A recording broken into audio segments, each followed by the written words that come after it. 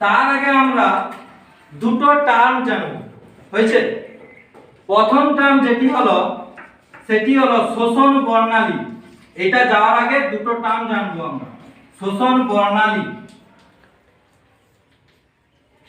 2 নম্বর জানবো কার্যকরী বর্ণালী। হয়েছে? তো শোষণ বর্ণালীটা কি বা কার্যকরী বর্ণালীও বা কি? হয়েছে? সূর্যের আলো আমরা জানি কি সালোক সংশ্লেষে গুরুত্বপূর্ণ ভূমিকা পালন করে।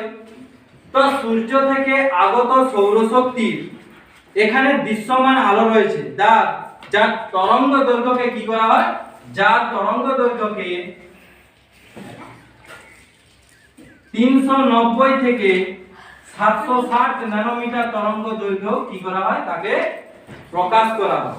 এটা দৃশ্যমান আলো। হয়েছে? সূর্য থেকে আগত সৌরশক্তির দৃশ্যমান আলো যাকে ধরা হয় 390 থেকে 760 ন্যানোমিটার। হয়েছে?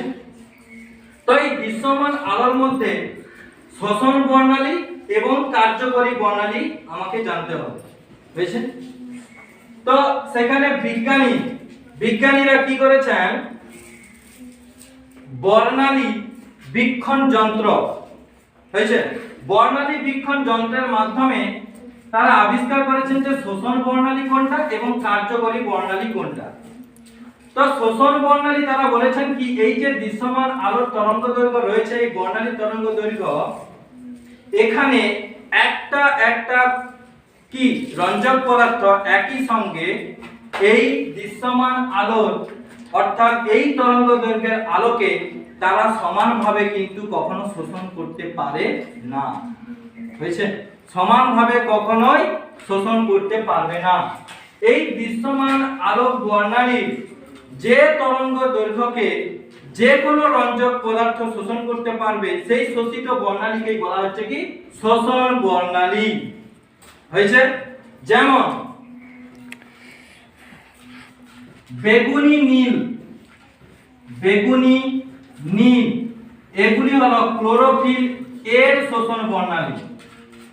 ক্লোরোফিল এর শোষণ বর্ণালী। হয়েছে? বেগুনি ও নীল। হয়েছে? এরপর জানবো কার্যকরী বর্ণালী কি। এই শোষণ বর্ণালীর মধ্যে আবার যে বর্ণালীকে বেশি করে শোষণ করবে, না বুঝতে পারলেন? তাহলে বেশি করে শোষণ করবে তাকেই বলা হচ্ছে কি কার্যকরী বর্ণালী। হয়েছে? যেমন এই যে আমি বললাম বেগুনি নীল, এই বেগুনি নীলের মধ্যে আবার নীলটাকে বেশি করে শোষণ করবে ক্লোরোফিল এ। হয়েছে? একে বলা হয় কি কার্যকরী বর্ণালী। বোঝা গেল? তাহলে শোষণ বর্ণালী আর কার্যকরী বর্ণালী বোঝা গেল। এরপর এখান থেকে আমরা দুটো টার্ম জানবো। হয়েছে? একটাকে বলা হয় লোহিতচ্যুতি। দুটো টার্ম, প্রথমে জানবো লোহিতচ্যুতি যাকে ইংরেজিতে বলা হয় রেড ড্রপ, এবং দ্বিতীয় জানবো কি এমারসন এফেক্ট। Emerson effect. লোহিতচ্যুতি কি? 1943 খ্রিস্টাব্দে বিজ্ঞানী এমারসন এবং লেভিস, কোন কোন বিজ্ঞানী দ্বয় বললাম, এমারসন এবং লেভিস, তারা 1943 খ্রিস্টাব্দে পর্যবেক্ষণ করেন। হয়েছে? তারা বিভিন্ন বর্ণালী তরঙ্গ দৈর্ঘ্যযুক্ত আলোকে তারা সালোক সংশ্লেষে অর্থাৎ ক্লোরেল্লা নামক শৈবালের তারা কি করেন, সালোক সংশ্লেষের হারকে পর্যবেক্ষণ করেন। হয়েছে? তারা পর্যবেক্ষণ করেন, এই সিদ্ধান্তে উপনীত হন যে 680 ন্যানোমিটার তরঙ্গ দৈর্ঘ্যে অর্থাৎ লাল বর্ণালীতে সালোক সংশ্লেষের হার সর্বাধিক হয় এবং 680 ন্যানোমিটারের পরবর্তী আলোক পর্যায়ে সালোক সংশ্লেষের হার কমে যায়। বিজ্ঞানীদ্বয় বলেন এই লাল বর্ণের সালোক সংশ্লেষ, লাল বর্ণের সাপেক্ষে অর্থাৎ উচ্চতর লাল বর্ণের সাপেক্ষে সালোক সংশ্লেষের এই অবনমনকেই বলা হচ্ছে কি লোহিতচ্যুতি বা রেড ড্রপ। বুঝা গেল? লোহিতচ্যুতি বা রেড ড্রপ। নেক্সট জানবো কি এমারসন এফেক্ট।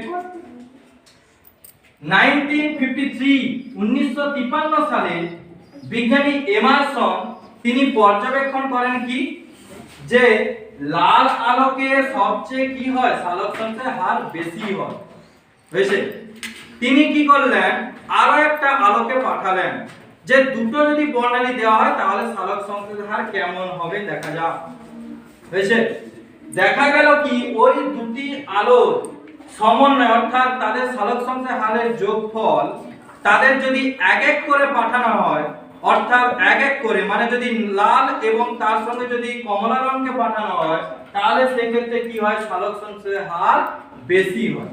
ধরো আমি সাপোজ একটা একটা করে পাঠাচ্ছি হয়েছে, তাদের যে যোগফল হবে তাদের যদি আমি সমন্বয় করে একসঙ্গে পাঠাই তাহলে তার সালোক সংশ্লেষের হারটা বেশি হবে হয়েছে।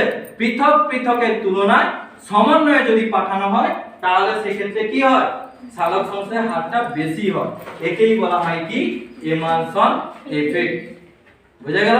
এমারসন এফেক্ট বিজ্ঞানী এমারসন আবিষ্কার করেছিলেন বলে তার নাম অনুসারে একে বলা হয় এমারসন এফেক্ট। বুঝা গেল?